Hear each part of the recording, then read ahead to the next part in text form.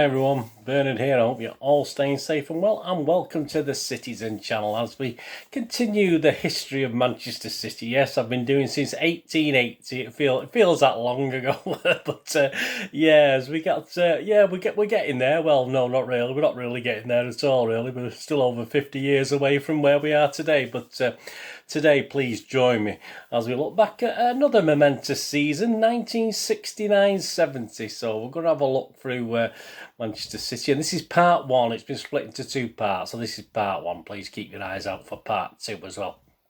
Please, if you're new to the channel, push that subscribe on, push the bell notifications, you know when these vlogs are coming out. City history, City present, City now, City quizzes, City book clubs, loads of things. And you'll see stuff on my film and TV channel as well, if that's of any interest to you, or, you know, someone who might be interested. Please point them in my direction. I'd be very grateful. There's links on screen for Facebook and Twitter. I do check every couple of days, and follow and friend everyone back if you follow and friend me on there. And there's a little link to my website as well, moviegamenostalgia.com, where I sell old and rare DVDs, movie posters, some board games, and there will be some City stuff going on there as well. Or if you, obviously I'm recording this a while ago to when you're watching it, so there may be stuff on it now, but if you can just have a look at that anyway in your own time, that'd be fantastic. Please, all your comments are welcome. Certainly this is now, these things are where I begin to add my own little personal memories as well, of course, because obviously I started to go to my first games in 1965-66. Can't remember much about it, but by the time it gets to 69-70, they're quite relevant and quite memorable, some of the things that these things sort of make me rethink and remember over time. So anyway, all your comments are very, very welcome. And please, if you've no time to comment today, or if you're commenting anyway, just give us a little thumbs up as well. It's great to get likes as well as views. Right, yeah, so here we go. Yeah, from a personal point of view, sadly, again, this will be my first season of going to City games without my dad. He actually died in the autumn of 1970, but I'd actually started because of illness, etc. I'd actually started going to games this season, 69-70, with a couple of mates, just 10 years old. It was different world then, wasn't it?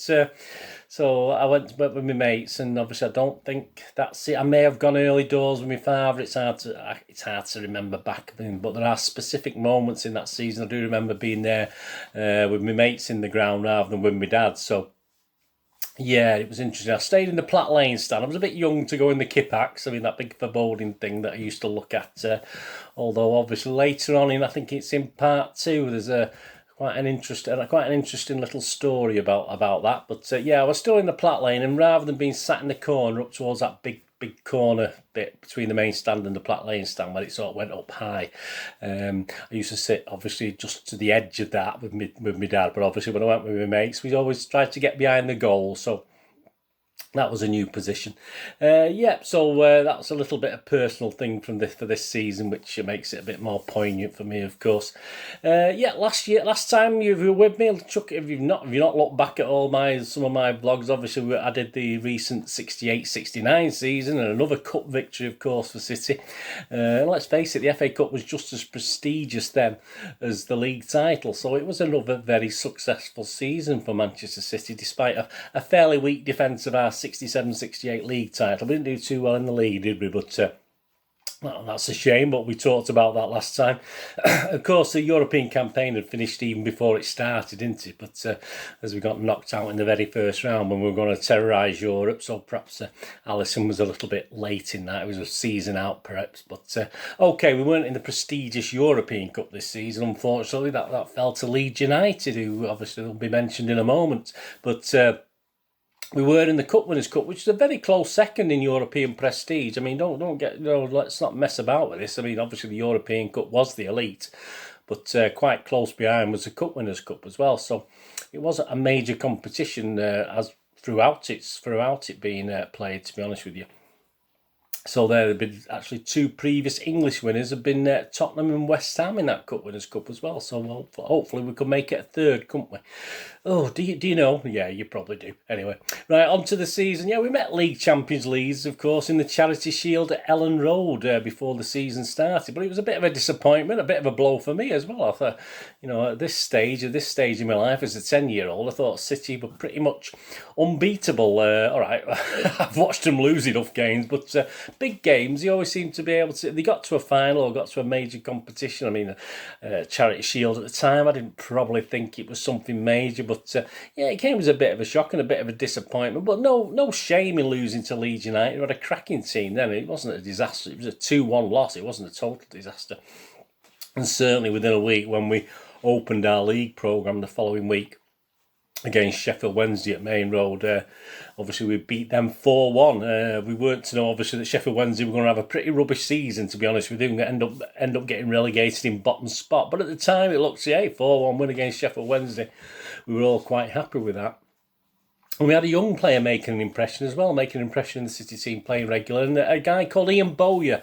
Yeah, I will be doing a special feature on him one day, but I've not quite done it yet. Initially, he was hitting quite a few goals as well.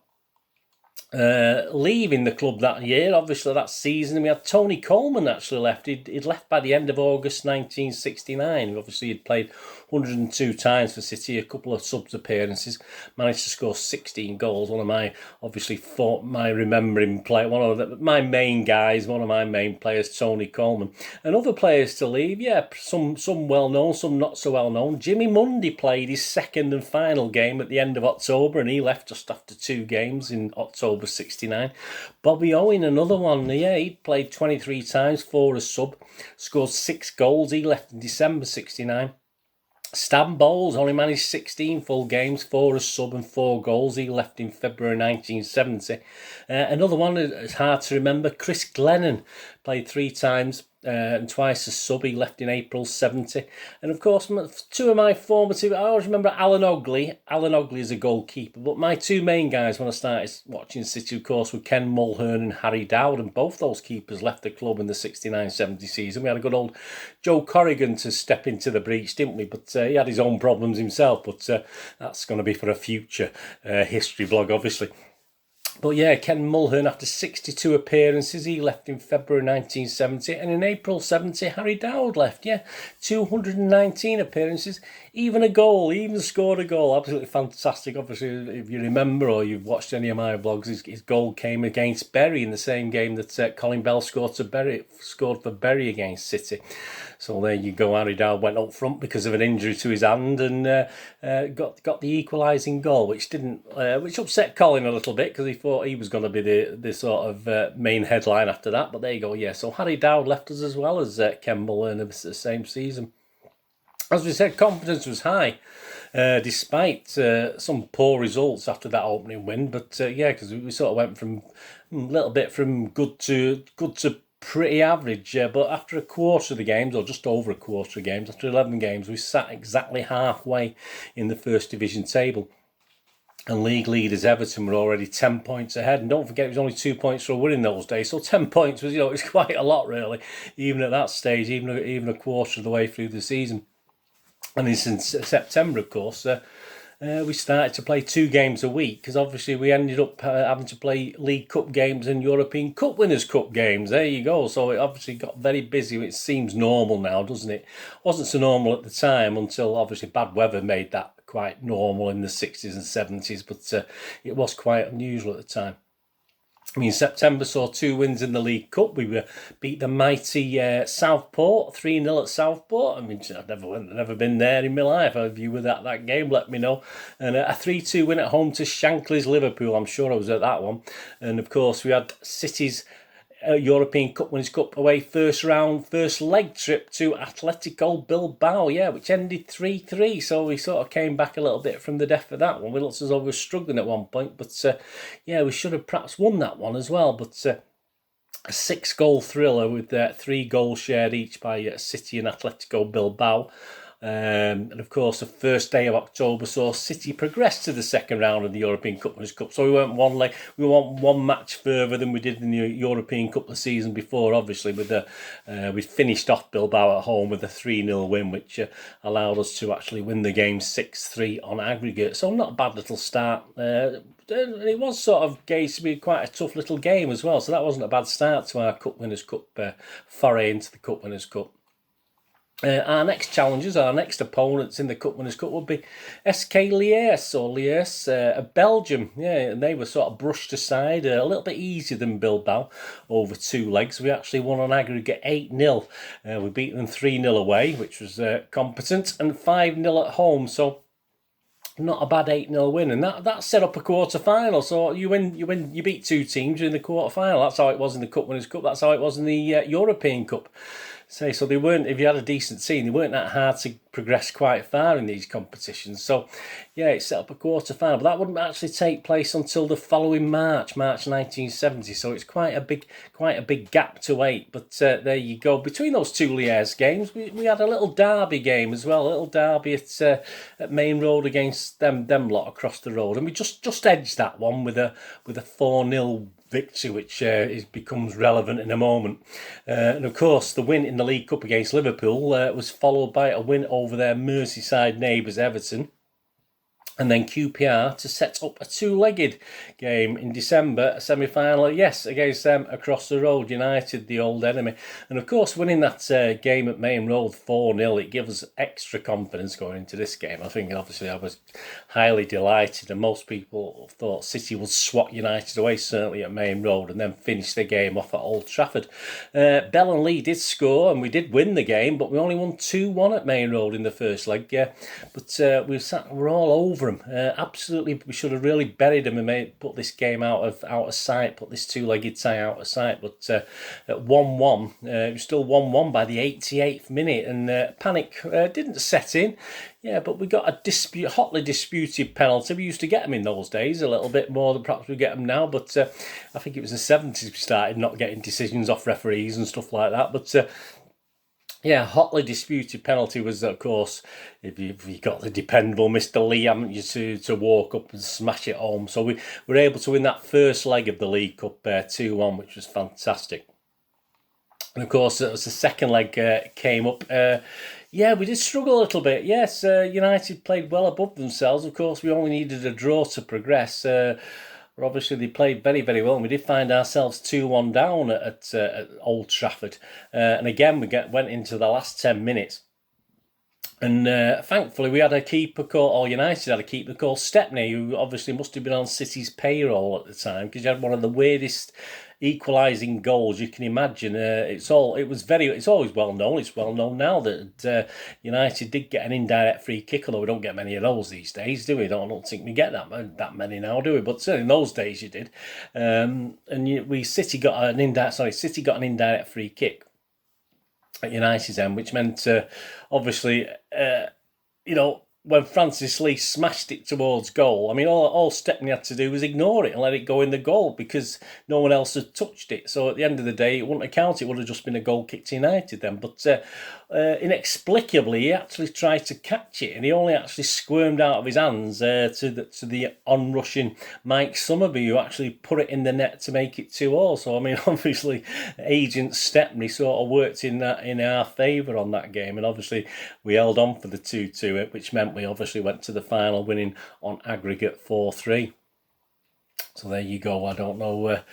I'm not too sure if Stepney commented why he did it. I think it was just a spur of the moment thing. It was just a reaction. It was just a reaction to the ball as a goalkeeper. His natural reaction was to stop it going in the net. He didn't even think, and he doesn't even claim he thought he got a deflection or anything like that. He just said he just acted instinctively, but obviously it cost United, unfortunately. And don't forget, the 69-70 League Cup was the first that all 92 league clubs had actually entered it. It'd only been sort of voluntary before that. Only certain clubs had actually entered it. So as being every club all entering it, it became a major trophy. And there was also a place in Europe. It would be the Fairs Cup, which was again not a major European trophy, but at least there was a place in the Fairs Cup in Europe if you actually won it. So that was great. So it became the first another major trophy added to the league championship, of course, in the FA Cup. And like the European Cup Winners' Cup, as I said, the quarter-final, this was scheduled for March 1970, and City would actually play the final of this League Cup and the quarter-final first leg in the space of 4 days. But obviously we'll talk about that. Yeah, in the league it was a bit mixed. We kept a watching brief on the top, but I say we never looked as though we were ever going to threaten the top of the table, to be honest with you. And sadly in the FA Cup, well, the absolute disaster in the 4th round of the FA Cup. Again, we were drawn at Old Trafford in the Cup, and inexplicable at the time. It didn't happen very often. They actually whacked us 3-0 in the 4th round, and say that ended any dreams. I think Francis Lee had been confident we might have done a quadruple that season, but obviously that ended that. I mean, as I said, we still had a watching brief in the league, but it was highly doubtful. So this quadruple brag that Mr. Lee had said at the start of the season was Francis Lee had said at the start of the season was sort of falling apart, and it certainly did fall apart with the 3-0 defeat at Old Trafford. It just never happened. We very rarely lost games to United in those days, so very, very unusual. On the 4th of March, well, there you go, yeah, City travelled to Portugal for the quarter-final, playing a bunch of students, apparently, that's what we believed at the time. First leg against Académica de Coimbra. We thought, this will be absolute doddle, of course, but it was a dour affair, far from a classic. But City were quite happy with a 0-0, to be honest with you. Just happy to get out of there and actually bring them back to Main Road. Well, there's no doubt we'd absolutely tan the hides of this bunch of students, etc., in the second leg. So, yeah, we're quite happy with the 0-0, and obviously just to get out. Obviously, because we had a League Cup final to come, didn't we? We had a League Cup final versus West Bromwich Albion. So we took advantage of being in Portugal and stayed on the extra day in Portugal to relax. Unfortunately, that plan backfired a little bit. Bad weather and flight delays meant we didn't get back to England until about 36 hours before the Wembley final. West Brom had been camped in a hotel, enjoying the build-up all week. But we were sort of rushing and gushing, typical City, as you say. We try and do the best for the players, keep them in the Portuguese sunshine for an extra day, and it all backfires. And of course the pitch, well, we talk about the Wembley Pitch. The game obviously from coming back from Portugal, the game will be played on an energy sapping mess of a pitch at Wembley. Mercer wasn't going to make any excuses up, because obviously before the game he just looked at the pitch and said, well, we always played well on these sort of pitches. We were used to it at Main Road and places like that. So he wasn't going to make any excuses for Manchester City. Well, there you go. I'm going to leave it there, part 1. Obviously, part 2, we'll have a look at the League Cup final, and through the eyes of a City legend, Glyn Pardoe, as well. So we'll have a look at that, and of course, what happens in the Cup Winners' Cup and the League. We'll touch on that in obviously part 2. But I hope you enjoyed this part 1. Let me know in your comments any personal memories you got. But thanks for joining me for this 69-70 season history of Manchester City part 1. What are we going to do with this day? Have a great one. Look after yourselves, look after your friends, look after your families.